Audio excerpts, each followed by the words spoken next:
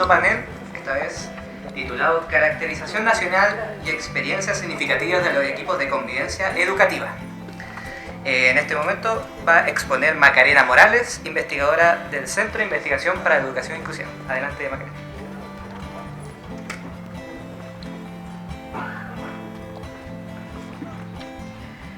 Gracias, Luis. Buenos días o buenas tardes ya.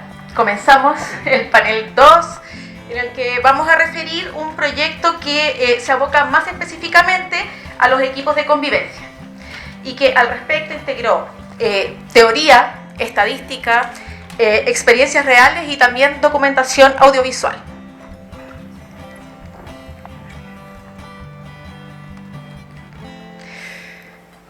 Voy a exponer yo, luego van a comentar unas profesoras y va a moderar mi colega Karen Cárdenas. Este proyecto fue licitado desde UNICEF en colaboración con el Ministerio de Educación y fue adjudicado por la Pontificia Universidad Católica de Valparaíso, específicamente desde el Centro de Investigación para la Educación Inclusiva, que es al cual yo pertenezco. El objetivo general del proyecto fue orientar el diseño de políticas educativas dirigidas al bienestar socioemocional, también a la salud mental, en escuelas de básica y de media de Chile, y esto a través de la identificación y caracterización de los actuales equipos de convivencia escolar. Para UNICEF y también para Mineduc, este objetivo está contextualizado en los desafíos que la pandemia y el regreso a clases agudizaron en las escuelas y coincide también con la vocación que ha movilizado a mi equipo desde hace unos 15 años, cuando en nuestros primeros estudios sobre violencia escolar ya poníamos énfasis en quiénes gestionaban el tema, con qué criterios y en qué condiciones laborales también. En esta ocasión, el proyecto siguió el siguiente método, que incluyó diferentes subestudios. Todos confluyeron entre sí. Realizamos revisión de literatura, análisis de datos ya disponibles, también aplicamos y analizamos una encuesta complementaria para analizar datos que estaban menos disponibles y también sistematizamos 5 experiencias de equipos de convivencia. Respecto de la revisión de literatura, ahí trabajamos con documentos de normativas y políticas nacionales, entre las que están las cartillas sobre los equipos de convivencia, la ley sobre violencia escolar y la política nacional de convivencia escolar en sus diferentes versiones, incluida la actual, en donde se replantea como convivencia educativa. Respecto a las bases de datos, usamos la base de datos de docentes y de asistentes de la educación, ambas elaboradas por el Mineduc, con datos del año 2023. También datos del CIMSE, del IDPS Clima y Convivencia Escolar, disponibles desde la Agencia de Calidad de Educación, que nos permitió trabajar con cerca de 19.000 casos. Sí hay que hacer notar que no nos permitió acceder a información de los encargados de convivencia por resguardo de anonimato y confidencialidad. Es por tal que hicimos la encuesta complementaria, la encuesta que también fue nacional, en donde cerca de 3.000 personas la contestaron, también resguardamos su anonimato y confidencialidad, todos firmaron un consentimiento informado de participación voluntaria y nos permitió ahí sí recoger información sobre los encargados de convivencia y también de otros cargos en las distintas regiones del país y también profesionales de distintas dependencias. Por último, la sistematización de experiencias significativas, ahí yo creo que requiere una primera aclaración, porque no se trató de identificar buenas prácticas como se hace habitualmente, sino experiencias de trabajo que sean relevantes para las características y los desafíos particulares de los contextos educativos. O sea, no son estas escuelas donde siempre ha sido todo fácil en convivencia escolar, sino que han sorteado desafíos y que han salido fortalecidos como equipos de convivencia 2.0. Y para llegar a esos casos, le preguntamos a expertos en convivencia escolar, no solo teóricos, sino también personas que tuvieran conocimiento de distintas realidades educativas, como asesores de PRO, otros académicos, directores de escuela y de edad de larga trayectoria, también integrantes del Mineduc. Y lo que procuramos es reunir un set de 5 casos bien diferentes entre sí, de realidades educativas disímiles, para analizar elementos transversales. Y así llegamos a el listado que está ahí. Tenemos una escuela básica rural, una escuela particular subvencionada de índice de vulnerabilidad 100%, un colegio particular subvencionado en una zona siniestrada de Viña del Mar por el incendio que hubo en el año 2024, a comienzo, una escuela básica de SLEP con un proyecto educativo intercultural bilingüe mapuche, y también un colegio particular católico, porque como veíamos en el panel anterior, los colegios particulares también tienen sus desafíos en convivencia escolar y es necesario también abordarlos. En todo el proceso nosotros cabe destacar que contamos con reuniones interinstitucionales que nos permitieron ir discutiendo tanto el proceso como los resultados, y también con la colaboración desde asociaciones profesionales con quienes nos reunimos cuando ya tuvimos todos los resultados. Nos reunimos con algunas personas que están aquí presentes. Está el académico Alejandro Gallardo de la UPLA, que vino desde Valparaíso, muchas gracias por venir. Está Laurel Lubies de la Asociación Nacional de Psicólogos Educacionales, que en conjunto a sus colegas también revisamos y discutimos los resultados, también con integrantes del Colegio de Profesoras y Profesores. Fue valioso porque nos permitió integrar mejor la información y creo que también generar las recomendaciones que tiene por objetivo este proyecto de una manera más pertinente. Respecto de la revisión de literatura, voy a compartir algunos puntos que son más salientes, en tanto son temas que no habíamos visualizado mucho o porque aportan a ideas o a prácticas que ya se hacen. Por ejemplo, lo primero, ya se sabe que las escuelas son sistemas abiertos que están influidos por las dinámicas macrosociales. De algunos autores que revisamos añaden que tras la pandemia esa dinámica macrosocial ha estado más movida y en buena medida también perjudicada. En tanto atravesamos crisis en la economía, hay más inseguridad, hay deterioro en la salud mental. Por otra parte, aumentaron los movimientos migratorios, cambiaron los comportamientos en torno a las tecnologías. También hay mayor conciencia, veíamos también en el panel 1, mayor conciencia en los jóvenes en torno a los derechos a la identidad, en torno al género, y todo ello repercute en la escuela. Y entonces también en línea con el primer panel nos dicen los autores revisados que no necesariamente estaríamos asistiendo a un aumento en la violencia escolar, pero sí los problemas de convivencia tienen contenidos y formas que muchas veces desconciertan y que hacen necesario contar con personal especializado y capacitado para poder enfrentarlo.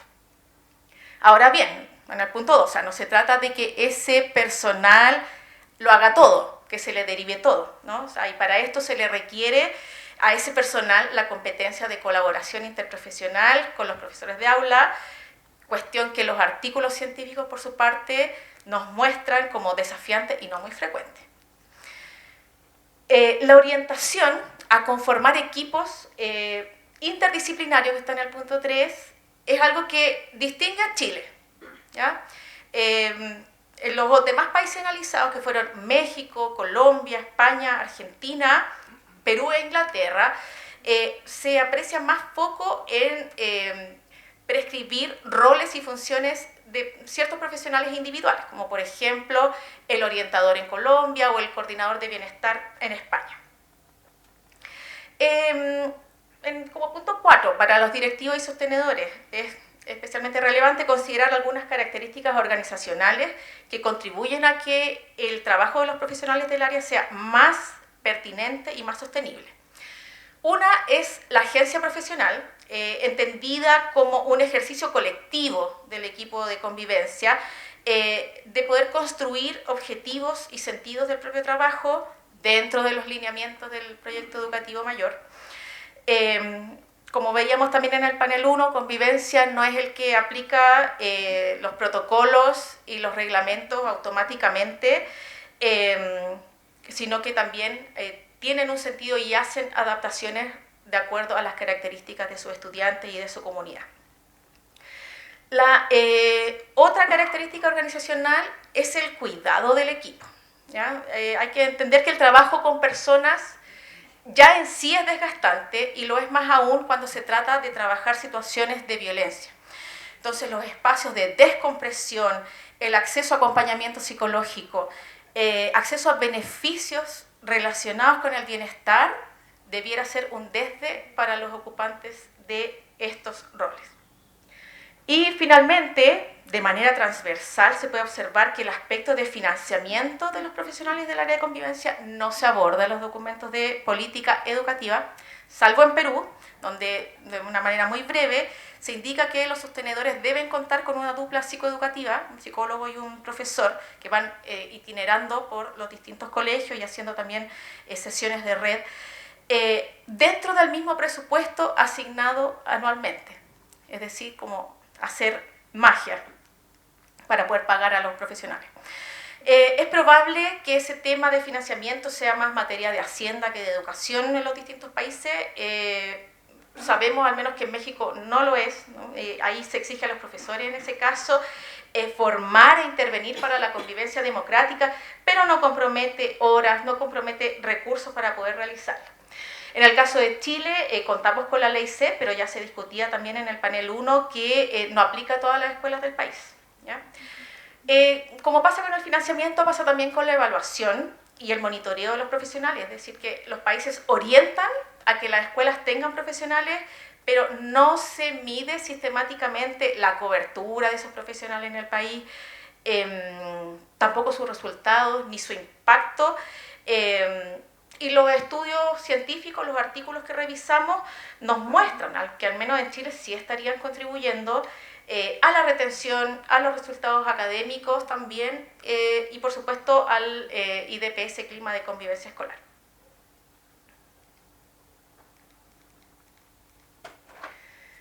Respecto al análisis cuantitativo, tengo que decir que hicimos un análisis que fuera sensible a las diversas realidades que tiene Chile. O sea, no podemos esperar que una escuela rural tenga la misma composición de equipo de convivencia que un liceo con 3.000 estudiantes, polivalente. Entonces hicimos primero un análisis de conglomerados en relación a algunas características diferenciadoras como el grupo socioeconómico, el índice de vulnerabilidad, si una escuela es urbana o rural y también el tamaño de la matrícula. Y eso nos dio al menos 7 grupos de escuelas diferentes. Por ejemplo, podemos ver ahí en el grupo 1 que se agruparon todas las escuelas rurales, las demás son todas urbanas. Y, por ejemplo, tenemos escuelas de nivel medio, unas de baja matrícula, otro grupo de alta matrícula, lo mismo con el nivel socioeconómico muy bajo, una de baja matrícula, una de alta matrícula. Entonces, dentro de cada uno de esos conglomerados aplicamos un análisis de eficiencia, ¿okay? Fue algo que recomendaron los investigadores del panel 1, aquí nosotros aplicamos ese análisis de eficiencia, es decir, buscar como la configuración mínima de equipo de convivencia que tienen las escuelas que tienen buenos resultados tanto en CIMSE de lenguaje y matemáticas como del clima de convivencia escolar en el IDPS dentro de cada conglomerado. ¿Y qué nos dimos cuenta? Que hay algo común, que es que todos cuentan con psicólogos, con trabajadores sociales, con orientadores, con inspectores generales y encargados de convivencia. Lo que cambia es la cantidad de horas. En general, todos cuentan con psicólogos y encargados de convivencia con jornada completa para convivencia escolar. Aumentan tanto los psicólogos como los encargados de convivencia, es decir, a veces hay más de uno en las escuelas que tienen muy alta matrícula. Y en el caso de los trabajadores sociales, disminuye la cantidad de horas que ellos tienen en los colegios que tienen más baja vulnerabilidad. ¿Ya?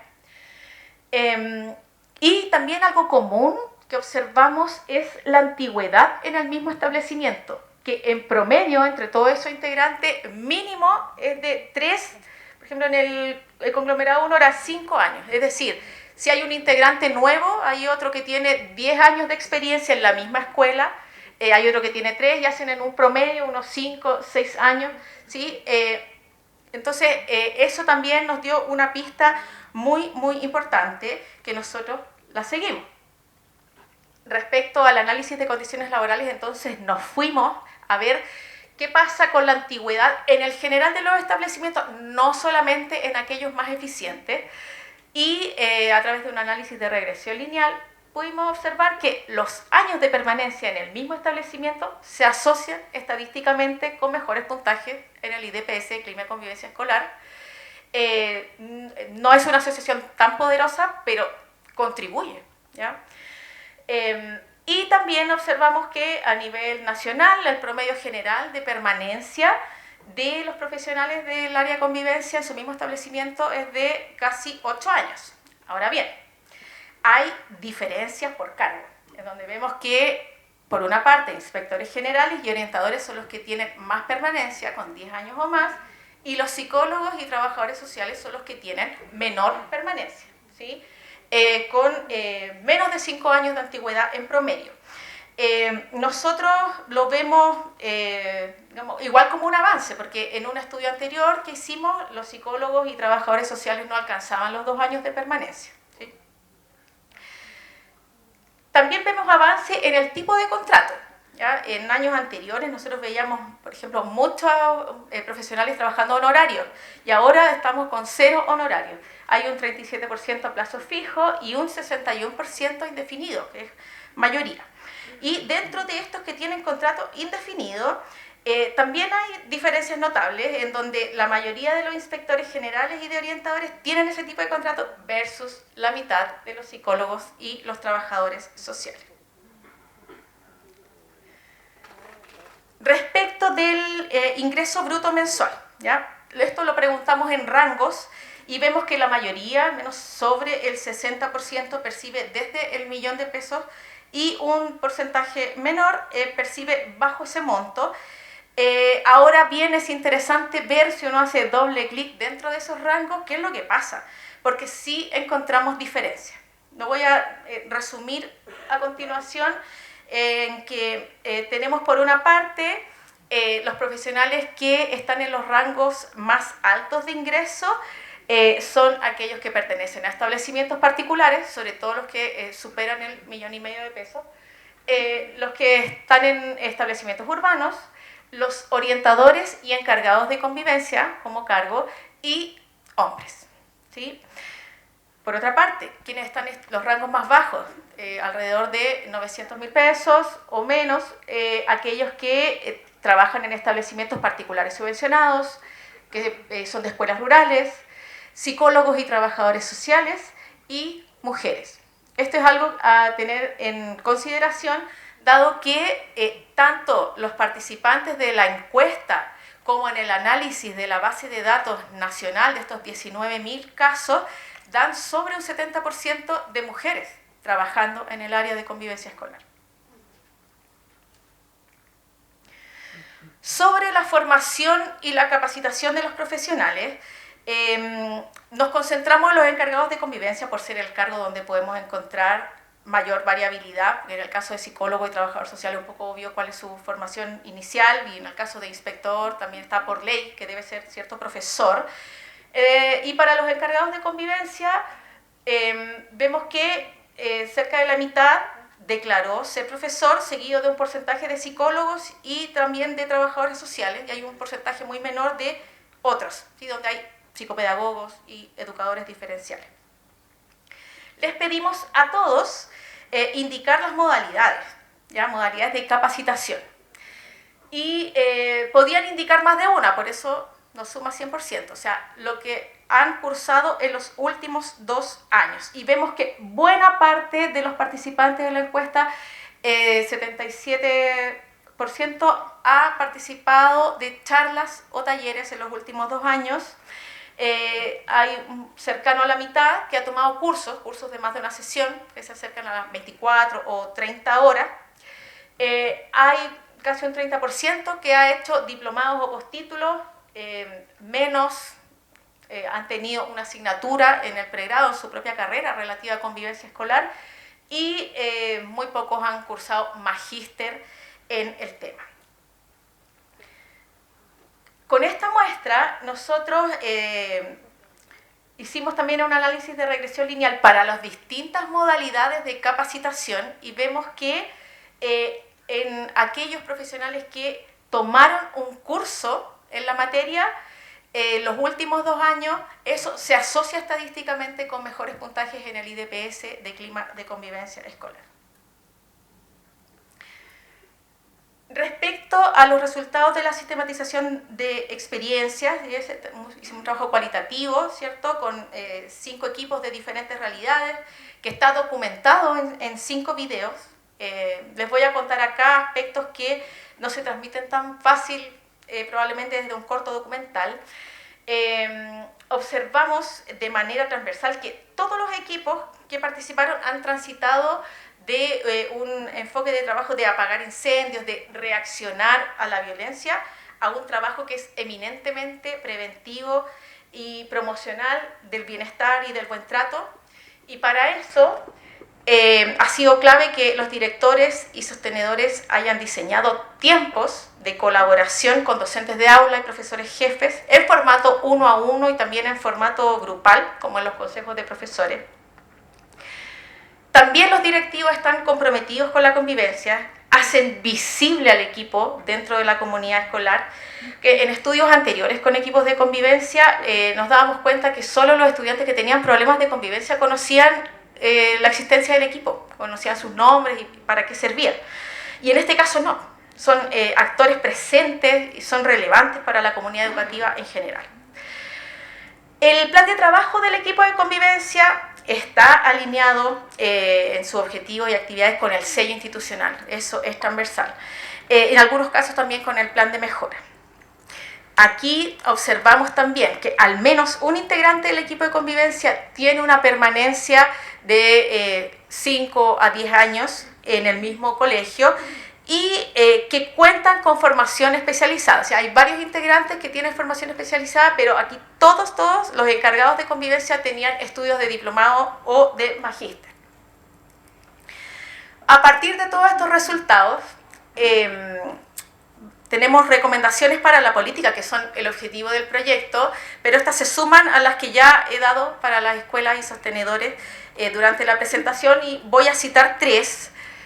La primera de ellas es establecer un sistema de seguimiento y evaluación que permita retroalimentar la política sin consecuencias negativas para los profesionales, que tenga indicadores claros y que incluya actores relevantes, es decir, a los que tienen observación directa del trabajo de convivencia escolar, como son los estudiantes, las familias, los docentes y los directivos. Acá HPB tiene experiencia relevante al respecto, que está muy cerca, que podemos conocer. Una segunda recomendación es realizar estudios cualitativos en aquellos establecimientos que pudimos identificar como eficientes, con miras a estudiar más allá de cómo se componen o con cuántos profesionales se componen sus equipos, sino a cómo trabajan, ¿ya? ¿Qué hacen para obtener esos buenos resultados que nos muestran en este estudio? Y creemos que elaborar conocimiento a partir de esas experiencias puede ser un aporte, una guía para la mejora de otros establecimientos de contextos similares.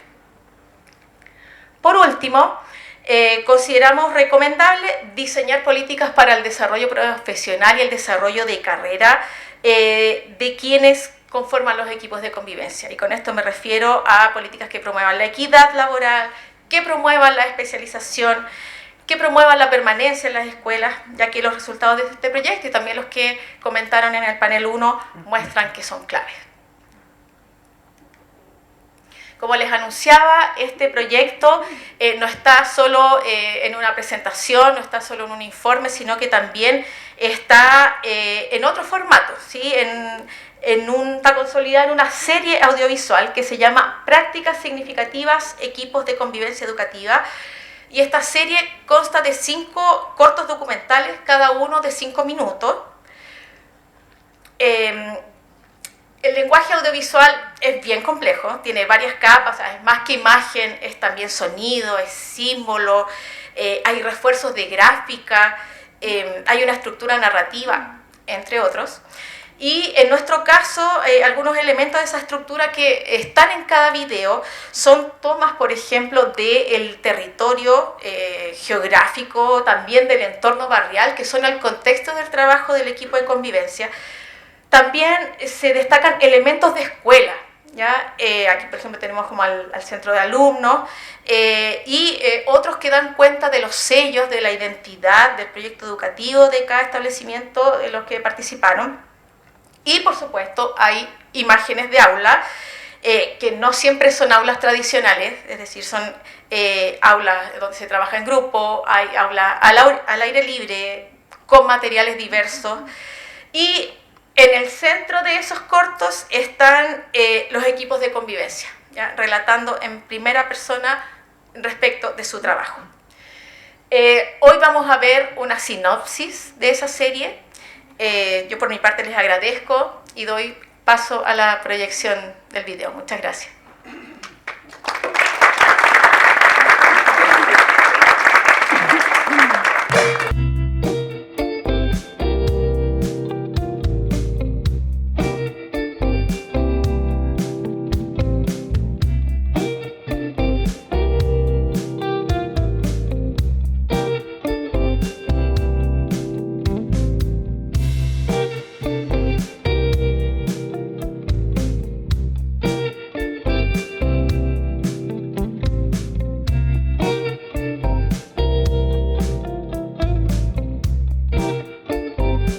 Yo asumí desde el 2018 el desafío de ser encargada de convivencia. El equipo de convivencia tiene una mirada de escuela total. Nuestros logros han sido intencionar una pedagogía del convivir. A través del buen vivir mapuche entendemos y reconocemos la diversidad de los seres con los que nos encontramos.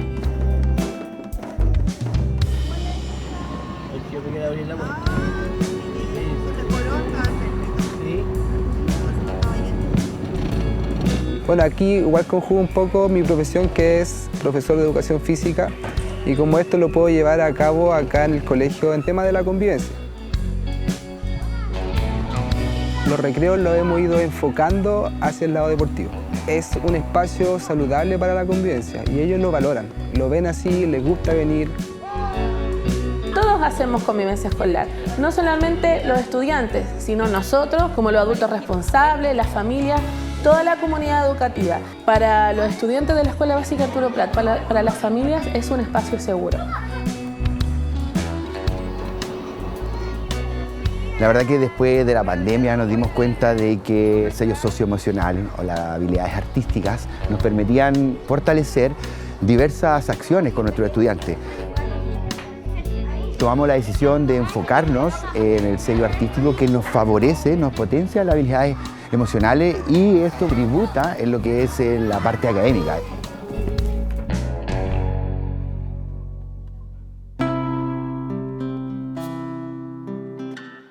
Jamás pensamos que podíamos tener una catástrofe de esta magnitud. Y eso ha significado una dificultad en salud mental. Entonces, vamos a hacer contención en las visitas domiciliarias, sabiendo que están en una situación de vulnerabilidad y de dificultad para asistir ellos al colegio. Buenos días. Hemos estado trabajando en conjunto con el equipo para dar abordaje a situaciones más profundas que requieren de una dupla psicosocial. Yo trabajo mucho con el tema familiar, con las dinámicas familiares, con cómo podemos dar abordaje, involucrando a las familias en las problemáticas de estudiantes, ya sean de inasistencias reiteradas, problemas académicos, ¿cierto? Y otras situaciones como el caso de los incendios. La verdad que fue súper importante el tema psicológico, que nos hagan seguimiento, que nos puedan apoyar en cómo la Antonia se desenvuelve en el colegio, en cómo se reintegró.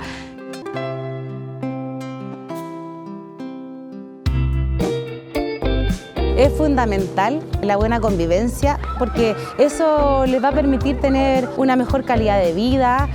Somos capaces de mirarnos y mirarlos desde esa humanidad profunda que existe en cada uno. Intentamos reconocer a ese sujeto, a su territorio, a su riqueza. La fortaleza está en las personas, en trabajar en equipo y en entender y creer de que los alumnos son el centro de nuestro quehacer. Cómo eso puede aportar en una colaboración, en una construcción colectiva del espacio escolar.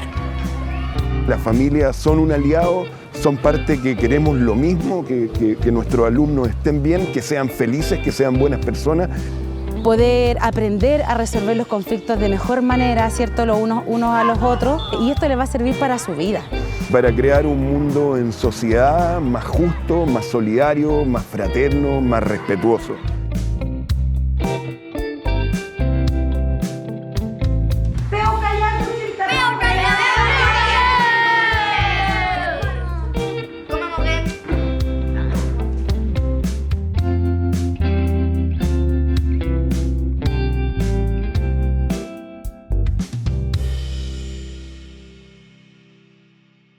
Es psicóloga, es magíster en estudios de género van a hacer un espacio de comentarios y también luego va a haber preguntas por parte del público.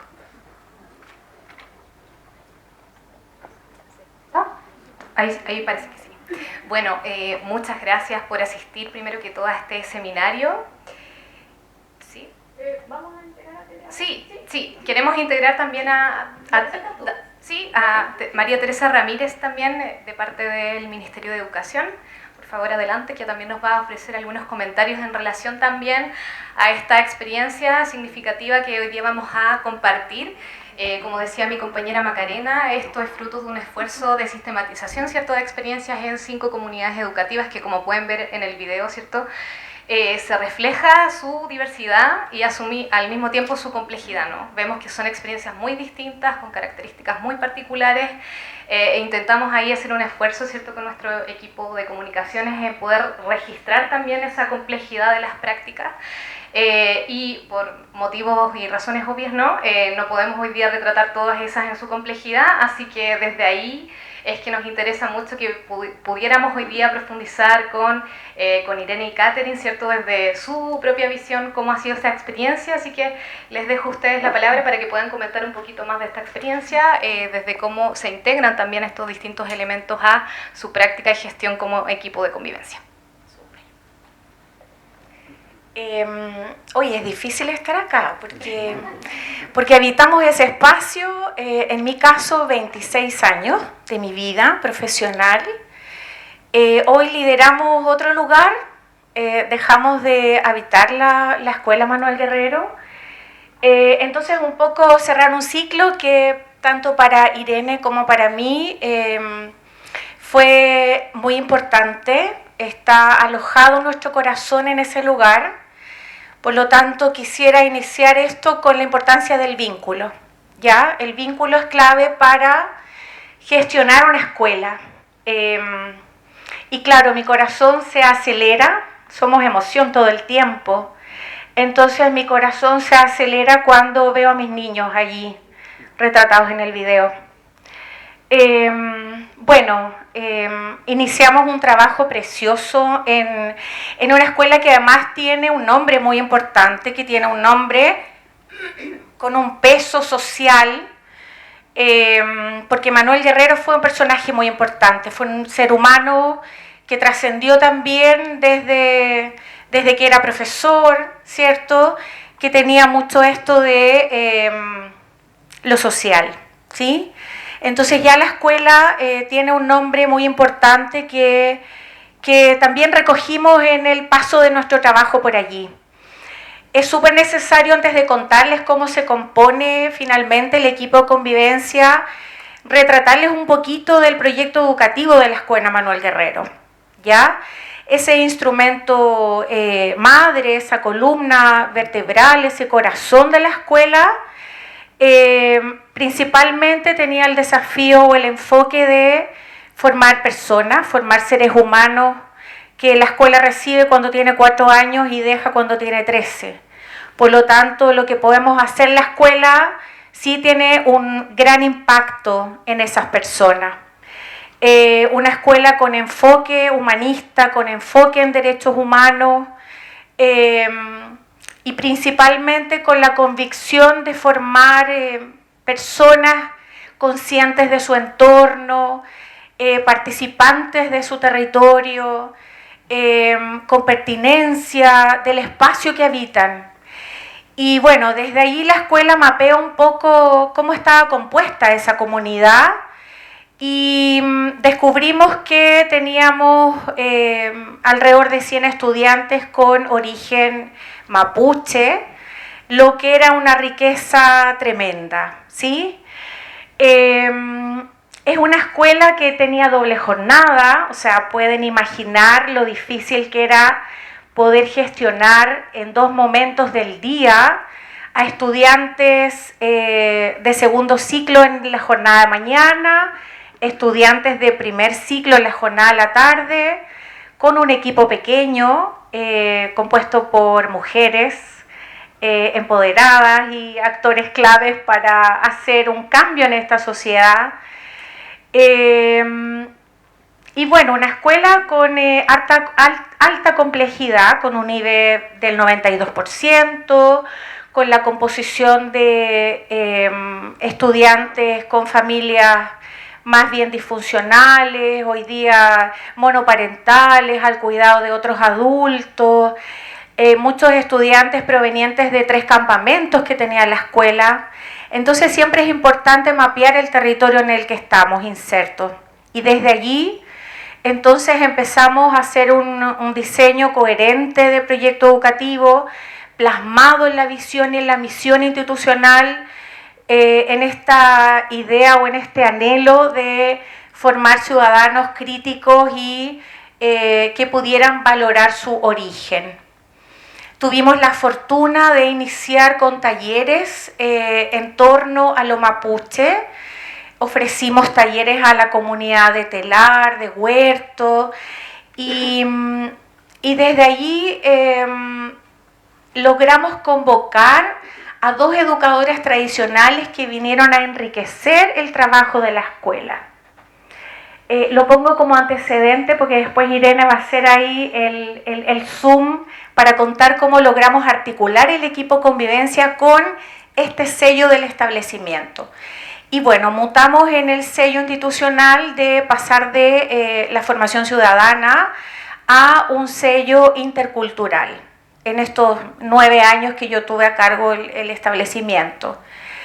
Se incorporan las 2 educadoras tradicionales que traen una riqueza en su ADN. No son licenciadas en educación, no son profesoras con un título occidental de una universidad, pero tienen este componente y esta riqueza cultural que trajo al establecimiento una gama de oportunidades tremenda. Desde allí empezamos a mirar cómo hacer de ese otro ser humano que educamos y ese otro colega una relación respetuosa, dialogante, en el que efectivamente esa diversidad se traía a la mesa. Y bueno, ahí empezamos a hacer carne un poco esto de la cosmovisión mapuche, ¿ya? De cómo aquello que podemos transformar en el otro también nos transforma un poco a nosotros mismos, ¿ya? Y ahí hicimos un trabajo precioso entre este equipo de convivencia, que era un equipo muy potente, formado por la encargada de convivencia, trabajadora social y psicólogo, que logramos ampliar al término de mi periodo a 2 psicólogas, la encargada y un psicólogo. Ampliamos por la demanda de trabajo y por la necesidad en el fondo de hacernos cargo de una tarea que es de todos, ¿ya? Por lo tanto, desde el liderazgo directivo también estaba siempre la idea de la corresponsabilidad en hacer la convivencia como una oportunidad para poner sobre la mesa los temas difíciles, tensionar la escuela, ofrecer espacios resguardados para el trabajo articulado entre lo psicológico y la pedagogía, y ahí encontramos un nicho de articulación entre lo curricular y lo psicosocial. Irene va a precisar también cómo logramos entrar al aula ahí con los equipos, y un trabajo articulado también desde este sello intercultural con las otras asignaturas. Entonces, logramos implementar la asignatura en la escuela, que eso también es como parimos un hijo precioso ahí en el camino.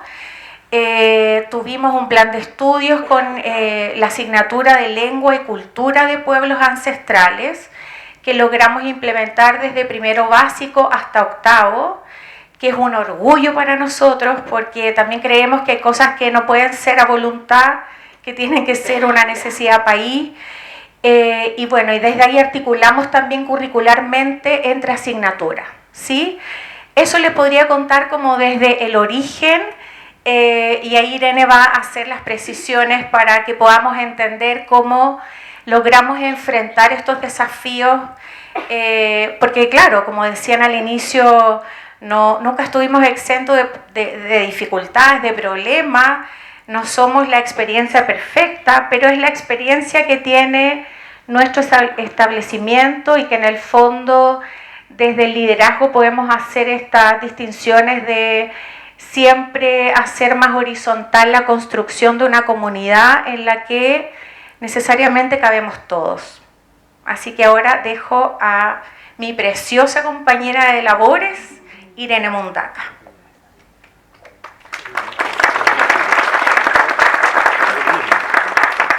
Primero saludarles a todos, a todas, reconocer este espacio como un espacio que agradecemos. El año pasado llegaron a la escuela justo cuando estábamos en la transición. La directora había partido hace poco,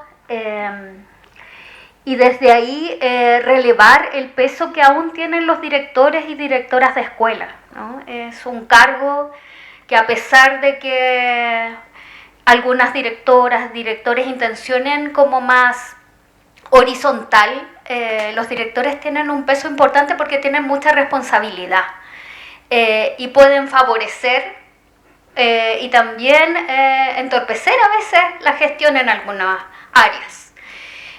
Yo tuve la suerte de trabajar muchos años con la directora Catherine Moreno, y para ella era parte de sí misma, relevaba mucho la salud mental de los estudiantes y también el sentido de comunidad. Entonces, para mi equipo de convivencia, el equipo que yo lideraba, era muy fácil trabajar con la directora. Teníamos nuestras diferencias, ¿cierto? Pero las conversábamos.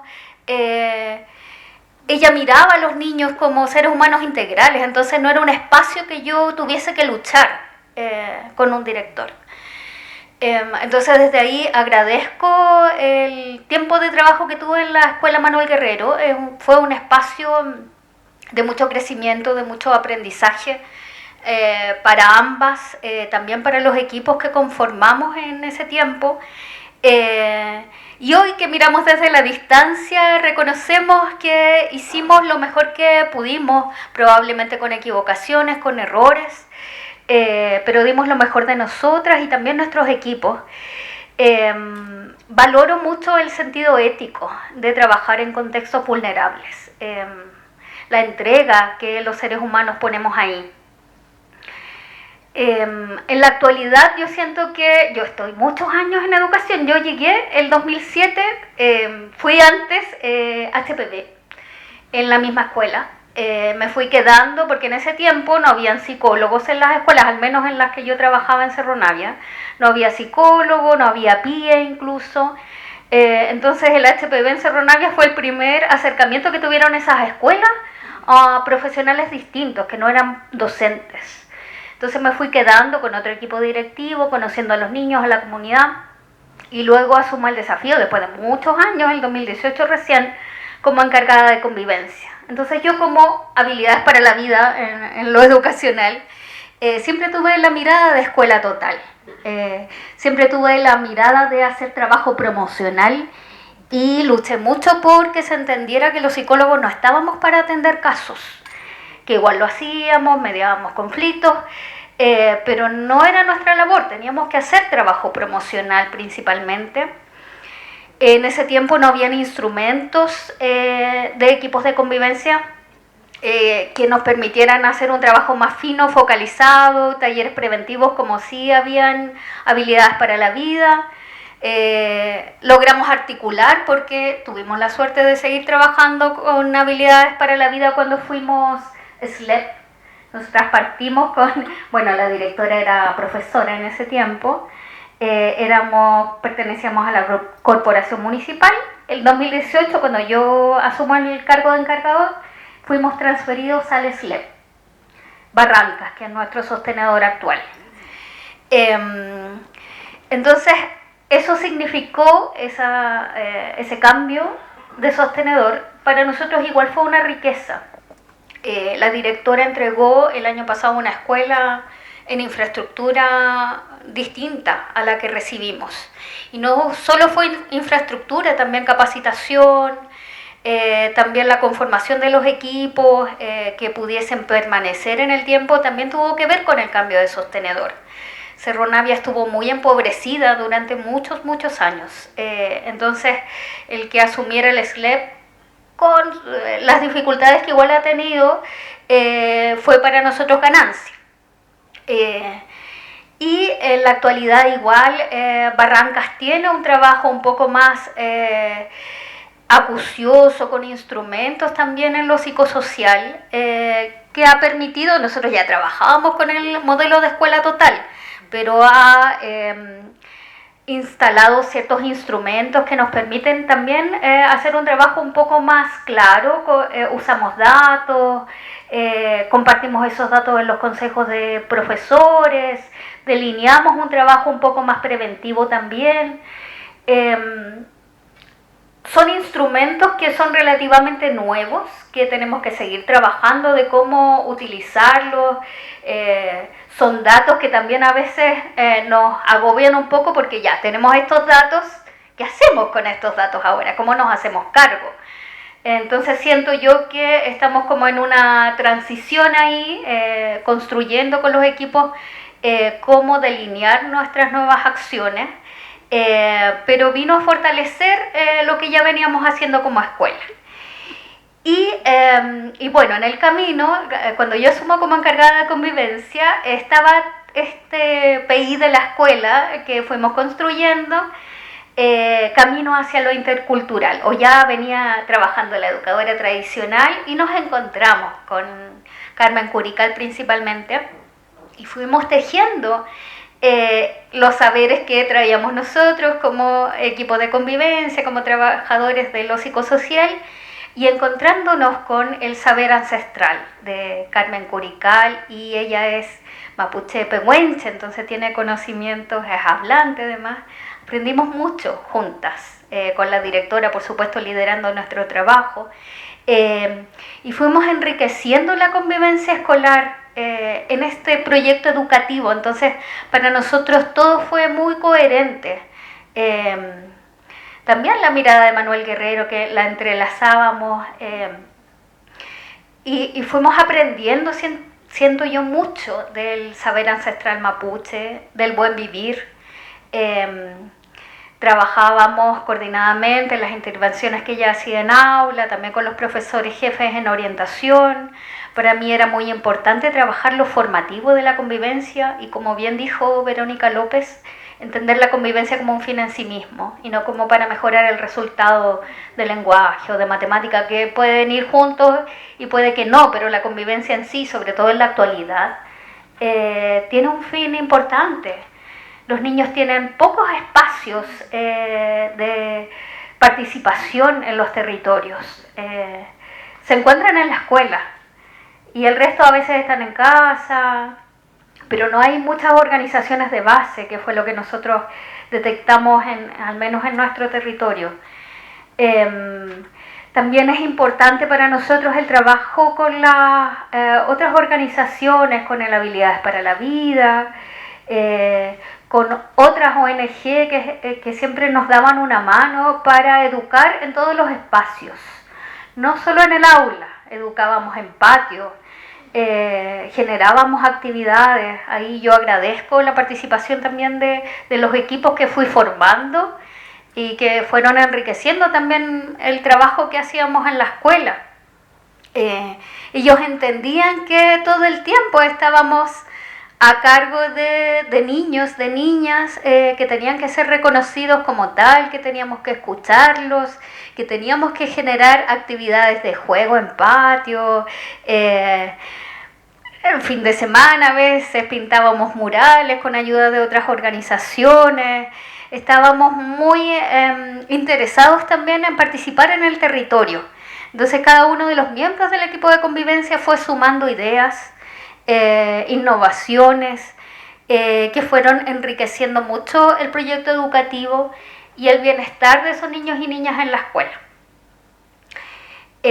Yo agradezco mucho este tiempo de aprendizaje. Hoy estamos en otro espacio que es muy distinto, donde estamos sembrando de a poco. Cada escuela tiene sus particularidades, sus desafíos. Yo siento que desde mi punto de vista y desde mi experiencia como encargada de convivencia, es muy importante el proyecto educativo principalmente.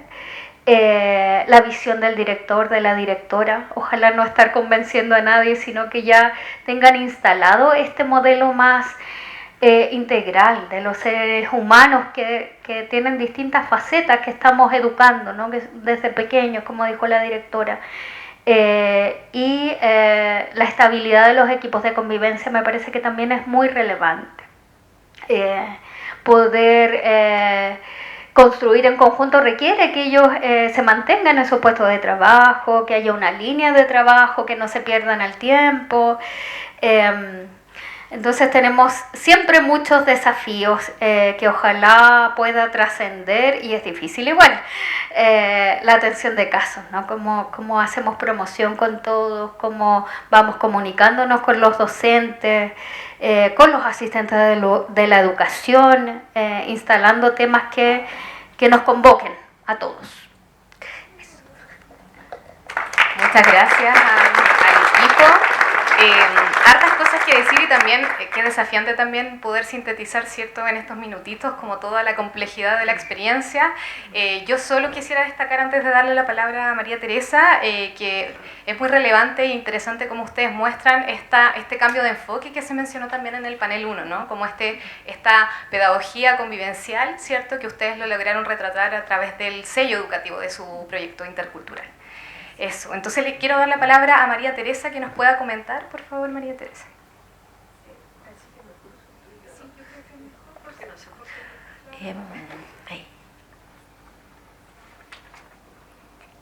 Buenas tardes a todos y a todas. Primero agradecerles un montón. Me pasaba, como que tengo acá mis puntos desde el rol, pero me pasaba escuchándolas que se siente como en el cuerpo esas cosas que uno dice desde la política pública y que están que son como un papel o un documento, y sentirlo en ustedes, sentirlo en el video, como eso permeó y como construyó una forma de comunidad súper potente, y es súper interpelante también desde este rol que uno tiene. Así que eso, agradecerles un montón, y voy a hablar como tratando de hilar eso que ustedes nos cuentan con esta otra mirada, y también vincularlo con la importancia que tiene la academia, y ahí agradecer a las investigadoras y a Edu Inclusiva, a la Católica Valparaíso, porque si no tenemos estos espacios para recoger información, para poder escuchar con más profundidad la experiencia de la escuela, es muy difícil que construyamos una política pública pertinente, con sentido, y que realmente avance en mejora hacia donde la escuela está necesitando, la escuela, el jardín, los liceos, ¿sí? Entonces ahí tan importante el rol de la academia, y agradecer especialmente. Quiero partir un poquito de atrás y contarles que esta investigación específica nace por una necesidad que teníamos desde el Ministerio de Educación de contar con más información respecto a cómo funcionan, cómo se articulan los equipos de convivencia, pensando, estoy hablando como de los inicios de esta investigación, en cómo fortalecíamos el marco legislativo de nuestro país para abordar la convivencia. En Chile tenemos al día de hoy una ley sobre violencia, pero no tenemos una ley para hablar de convivencia. Y cuando las escucho a ustedes, es como, pucha, qué importante es no solo hablar del conflicto, no solo hablar del problema, que sí, no solo hablar de la violencia, que por supuesto que sí, sino cómo fortalecemos la mirada en convivencia, la mirada promocional y la mirada formativa. Y eso es lo que buscábamos hacer con este proyecto de ley, y esta investigación específica buscaba entregarnos insumos para la toma de decisiones basada en la realidad de las escuelas.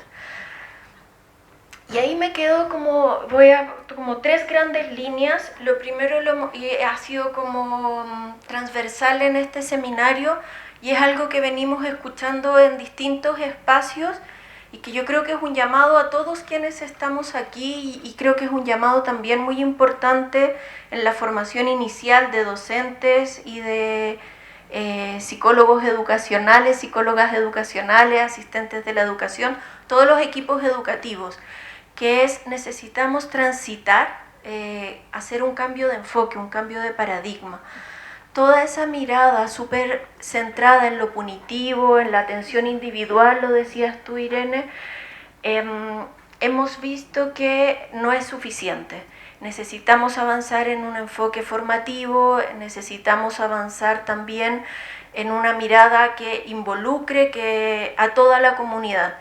Y eso, cuando vemos escuelas, cuando hacemos esta como mirada profunda en establecimientos, en escuelas, liceos, jardines, donde ha habido este cambio, súper interesante. Vamos a tener que mirar luego con más calma datos, y ahí también me genera una pregunta en relación a los datos cuartos básicos, segundos medios, cómo nos organizamos, cómo construimos sentido, y ahí yo creo que hay un tema, voy a tomarlo después, pero sí el poder avanzar en este cambio de enfoque es central, y poder tener más acciones donde la convivencia, y ahí tú lo decías, Irene, como con tanta claridad, que es la convivencia no es solo un fin, la Vero también lo dijo, no es solo un medio para otros fines. La convivencia, que durante muchos años lo vimos así, la convivencia es para tener mejor resultado en lenguaje, en matemática, en el CIMSE, y en verdad la convivencia es para, yo lo digo así, la convivencia es para la ciudadanía. Y eso es un aprendizaje central, porque cuando aprendemos a convivir en la escuela, cuando tenemos una directora que se preocupa del bienestar, cuando integramos nuestra mirada ancestral y nuestras tradiciones familiares, y la escuela recoge desde el proyecto educativo y es coherente en lo que dice que va a hacer con el cómo lo hace en la práctica, que eso uno las escucha y es como, claro, tenían un documento que era vivo en la práctica, y eso hace una tremenda diferencia. Es que entonces estamos formando ciudadanos y estamos construyendo una forma de ser sociedad, y eso es un aprendizaje, y como todo aprendizaje, y aquí quiero hacer un énfasis, como todo aprendizaje requiere planificación, ¿sí? La convivencia no es como la buena onda y tomemos desayuno juntos, sino que es cuáles son las prácticas constantes, continuas, que establecemos en la vida cotidiana de la escuela, en el recreo, en la entrada, pero también en matemática, en lenguaje, en arte, que nos ayudan a aprender a convivir, que nos ayudan a resolver conflictos, que nos ayudan a sentirnos parte. Y eso, claro, ustedes también lo mostraban, es una tarea de todos y no solo de la encargada de convivencia. Y el rol de liderazgo central, porque ¿cómo hacemos que una tarea sea colectiva si nuestro líder no es quien lo impulsa?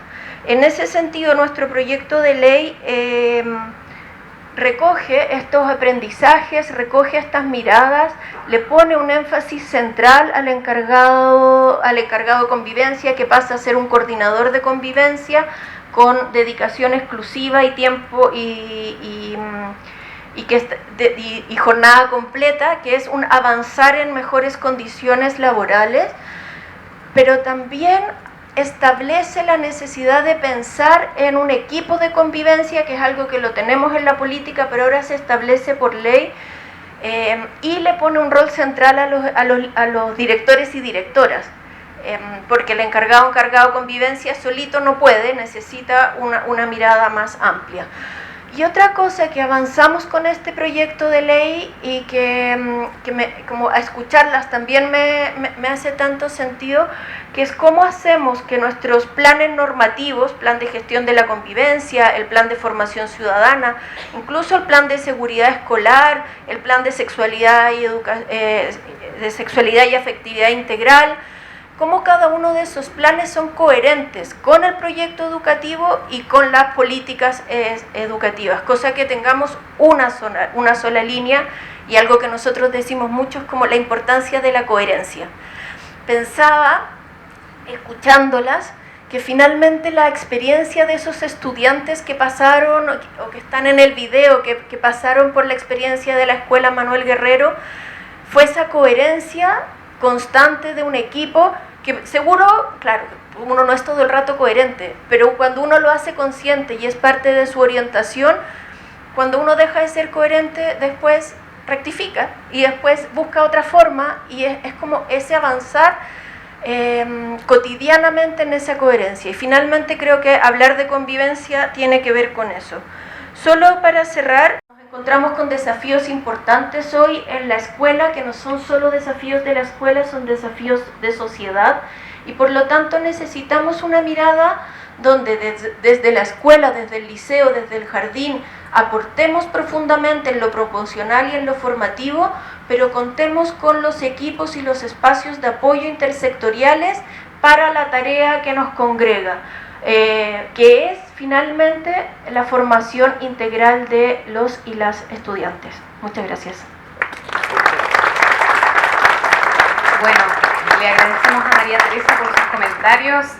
Yo más que sintetizar, porque creo que hay varios elementos que van a poder también profundizar posteriormente cuando estén disponibles, ¿cierto?, los videos. Hay varios elementos en términos de lo que tú referías también, María Teresa, respecto a las coordinaciones que hay que hacer con redes externas, respecto a cómo también hay coordinaciones internas que son fundamentales también para el desarrollo de los planes, ¿cierto?, de convivencia escolar. Entonces ahí hay una experiencia también muy rica también desde su experiencia escolar particular, que pueden después posteriormente poder profundizar. Ahora sí podemos compartirlo con el Damos las gracias al público que pudo presentar sus preguntas y comentarios y reflexiones. A continuación, vamos a invitar a Francisca Morales, oficial de educación de UNICEF en Chile e integrante del Consejo para la Reactivación Educativa.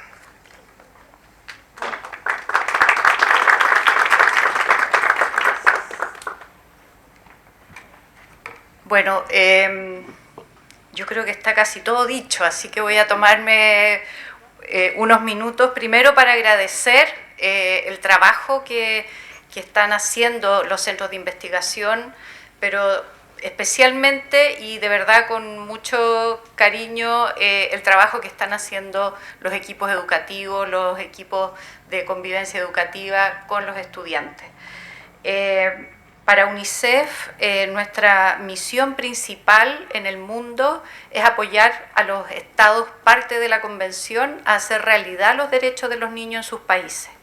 En países como Chile lo hacemos en general a través de apoyar al Ministerio de Educación, a la Superintendencia, a la agencia, a generar, a instalar políticas, a levantar datos, y por lo tanto a veces nos falta esta experiencia de decir, a ver, ¿cómo se está viendo esto allá, en el terreno, ¿no? Tenemos poca experiencia en el terreno nosotros, tenemos más experiencia tal vez en algunos espacios que son de emergencia humanitaria, pero hoy día en Chile nuestra experiencia de escuchar las preguntas que se hacían, escuchar los testimonios acá, de verdad nos llena de satisfacción poder contribuir con este granito de arena que va llegando. Ojalá todos los que están aquí se lleven algo, se hayan llevado algo de este seminario para que esto se traduzca en su práctica, porque lo que nos importa es que los niños, niñas y adolescentes estén mejor. Eso raya para la suma lo más importante. Quisiera decir tal vez 3 reflexiones. Me quedo de lo aprendido hoy día. Primero, que la etapa del desarrollo de un niño es importante no solo para el aprendizaje y en lo cognitivo, sino también en todas sus dimensiones. Hoy día escuchamos cómo influye y las diferencias que hay en términos de la etapa del desarrollo cuando se evalúa la experiencia de clima escolar de un niño en cuarto básico, en segundo medio. Segundo, los adolescentes no lo están pasando bien y tenemos que preocuparnos y de saber qué necesitan, ¿no? ¿Qué necesitan? ¿Qué tipo de acompañamiento? ¿Qué adultos somos para acompañar este desarrollo de niños y niñas, pero ya en la etapa adolescente? Y tercero, el tema de salud mental y contexto. ¿Ya? Primero, como tal vez hacer un zoom muy corto respecto de qué está pasando con nuestros adolescentes. Hoy día se lanzó a nivel mundial lo que se llama el Report Card, el número 19, que hace el Centro de Estudios de UNICEF, Innocenti, que habla sobre el tema del bienestar de los niños, niñas y adolescentes, pero de países de alto ingreso. Chile está hoy día catalogado como un país de alto ingreso. Y toman 3 dimensiones: salud mental, salud física y habilidades. Y Chile queda, como nos pasa en los estudios de PISA, aquí los resultados están tomados de PISA y de la Organización Mundial de la Salud, y en salud mental estamos en el número 31 de 41 países, y en la salud mental están consideradas 2 dimensiones: la satisfacción con la vida, que lo reportan en el estudio PISA, y la tasa de suicidio. En Chile, la tasa de suicidio disminuyó esto es un tramo de 2018 a 2022, niños, más bien adolescentes de 15 años. La tasa de suicidio disminuye importantemente, pero sabemos por experiencias y relatos más cualitativos que todavía sigue muy presente la ideación suicida y los intentos, no materializados, pero que son de riesgo. Sin embargo, la satisfacción con la vida disminuye entre los años 2018 y 2022 y particularmente en las niñas. Respecto de la salud física, estamos en el lugar 40 de 41. La mortalidad infantil, que venía bajando fuertemente en Chile, volvió a subir en este rango de años. Y también la obesidad y el sobrepeso. Somos de los países, junto con México, que mayor representatividad tiene en este tema. Y en términos de habilidades, también quedamos en el lugar 40 de 41. Tenemos bajo rendimiento en matemática, que es la medida que se toma, y también bajo desarrollo de habilidades socioemocionales. ¿Y cuáles son las recomendaciones que aparecen a partir de este estudio? Que hay que invertir, que tenemos que invertir en mejorar la salud mental y el bienestar en las escuelas, en los establecimientos educativos, no en otras partes. Tenemos que partir de esa pirámide, en esa pirámide de escuela total, tenemos que partir por la base y por el segundo nivel de manera importante. Y una segunda recomendación es que miremos estos 3 elementos de manera integrada, porque los niños que tienen sobrepeso y obesidad pueden tener también componentes de salud mental que están afectando su comportamiento alimentario, y a la vez pueden ser sujetos de violencia, de discriminación, por lo tanto, que afecta luego su rendimiento y su aprendizaje. Por lo tanto, interconexión, mirada integral. Y por último, pensar cuál es la escuela que necesitan, cuál es el establecimiento educativo que necesita un adolescente, ¿no? Cuando uno piensa en la etapa del desarrollo, hay 3 cosas que para los jóvenes es esencial. Una, sentido de pertenencia. Sentido de pertenencia, y aquí lo hablaron las escuelas, cómo somos comunidad. Cuando se mencionaba también que hay diferencias en el clima cuando la escuela es más pequeña, cuando el establecimiento es más pequeño, porque somos familia. Aquí pertenecemos. Y el sentido de pertenencia a un grupo de amigos, pertenencia también a un establecimiento. Segundo, sentirse competente, sentirse capaz, sentir que estoy aprendiendo algo que en verdad me sirve y que eso me da poder, me da agencia, ¿no? Y tercero, espacio para encontrarse y para conversar consigo mismo y otros sobre la búsqueda de la identidad. Esta es una etapa clave en que la identidad, la construcción de la identidad continúa y no solo se requiere, por lo tanto, el aprendizaje cognitivo, se requiere espacio para explorar diversas dimensiones de la vida. Ahí me quedo también con esta idea del sentido de justicia que hablaban, ¿no? De lo importante que es para los jóvenes el sentido de justicia y cómo los adultos acompañamos esto, ¿no? Y ahí paso al segundo tema que es ¿qué está pasando en los establecimientos educativos en esta etapa? Que salió en el primer panel esta pregunta, ¿no? Y ahí hay un tema que me quedé de la primera presentación que tiene que ver con esta discontinuidad de los ciclos, ¿verdad? Los chicos terminan en un colegio, pasan a otro colegio, ¿y qué pasa ahí con los vínculos, ¿no? Que hemos hablado que son tan importantes? Y creo que hay un matiz respecto del tema de cuando hablamos de jóvenes y cómo nos preocupamos de ese ciclo de media. Yo creo que aquí la adolescencia, si uno hoy día en estricto rigor piensa en la pubertad, la prepubertad, tenemos que preocuparnos qué pasa desde quinto básico. Porque si hay algo, y esto voy a plantear todo en términos de hipótesis porque está lleno de investigadores que saben más de esto que yo, en términos de hipótesis, entre cuarto y quinto básico se produce un cambio dramático a nivel de las escuelas en lo que los niños y niñas viven de su experiencia educativa. Dejan de tener un vínculo central con su profesor jefe, que es un generalista, y pasan a tener un currículum mucho más cognitivista, con especialistas en materias, que de alguna manera, desde mi perspectiva, lo que ocurre es que se deja de acompañar el desarrollo, ¿no? Y la escuela se transforma en un lugar de aprendizaje cognitivo, principalmente, o con esa orientación, porque además estamos en una sociedad que es eso lo que valora y mide principalmente. Entonces, el resto del desarrollo queda de alguna manera en segundo plano. Y esta es una etapa crítica. Entre los 10, 11, 12 años se están formando las bases para lo que va a ser este joven de enseñanza media. Por lo tanto, ahí habría que preguntarse qué está pasando con la formación inicial de los docentes. Una cosa es que los equipos de convivencia logren trabajar con estos profesores jefes y es tremendamente importante mirar cómo eso ocurre. Pero, ¿qué pasa con la formación inicial? ¿No? Porque hay que ser expertos en adolescencia también, no solo en matemática, no solo en ciencias sociales, cuando se trabaja en ese segundo ciclo. Y por último, una hipótesis que no salió acá mucho, pero la irrupción de las tecnologías, el celular, las redes sociales, está generando niveles de ansiedad muy importantes en nuestros niños y niñas.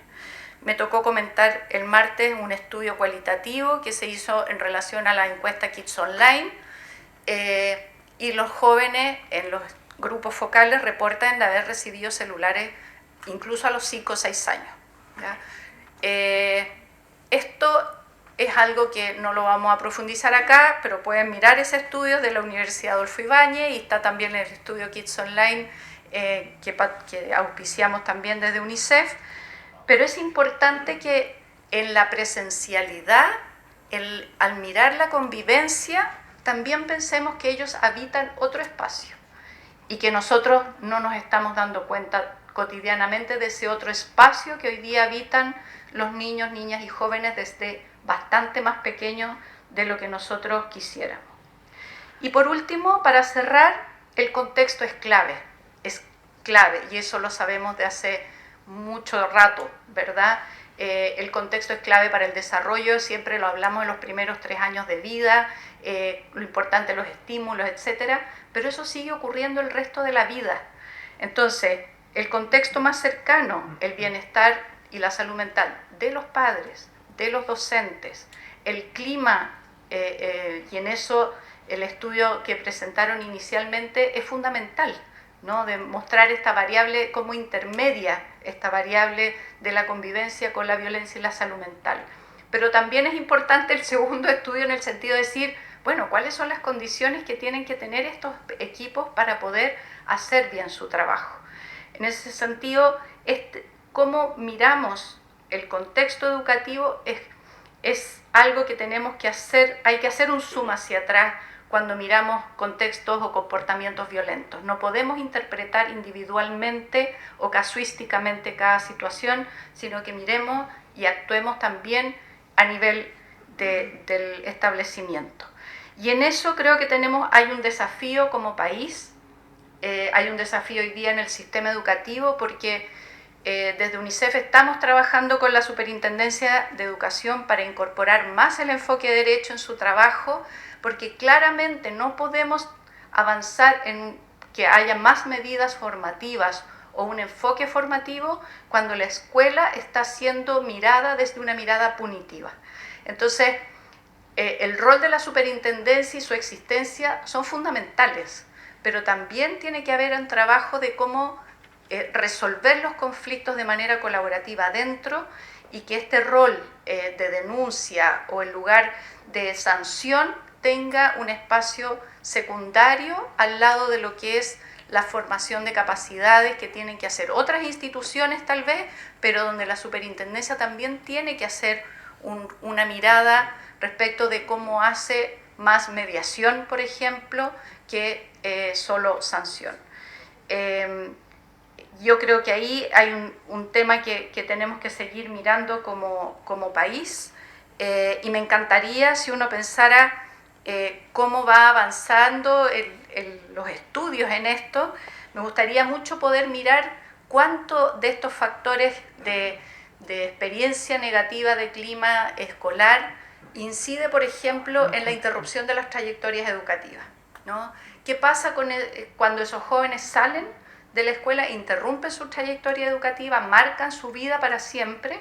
¿Cuánto incide en esa decisión haber vivido un problema más bien de tipo de convivencia que de aprendizaje? Yo creo que eso es algo que tenemos que poder mirar. Y por último, para cerrar, otro tema que creo que es un desafío es cómo abordamos los problemas de falta de matrícula que hoy se viven en algunos sectores del país, como por ejemplo en la macrozona norte, sin que esto signifique aumentar más aún la cantidad de estudiantes por sala, por establecimiento, cuando sabemos que hay una incidencia hoy día en un afectamiento de la convivencia cuando los establecimientos son excesivamente grandes, ¿no? Entonces, creo que raya para la suma, felicitaciones a los equipos. Espero que puedan llevarse muchos aprendizajes. Me encanta ver a Irene, que la había visto en video un montón de veces mientras preparábamos ahí, conversábamos los videos, así que qué rico que pudo venir a contar su experiencia. Y esperamos desde UNICEF, sinceramente, poder seguir contribuyendo a que los espacios educativos sean no solo un espacio de aprendizaje, sino un espacio de desarrollo integral para todos los niños, niñas y jóvenes de este país. Muchas gracias.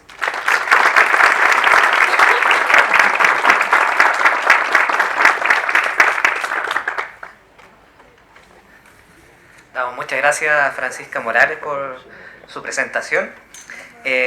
Agradecemos a todas y todos quienes han participado y hecho posible el encuentro de hoy. Ha sido un espacio enriquecedor, lleno de conversaciones, reflexiones e intercambio de miradas, conocimientos y experiencias en torno a valiosos e interesantes resultados de investigación.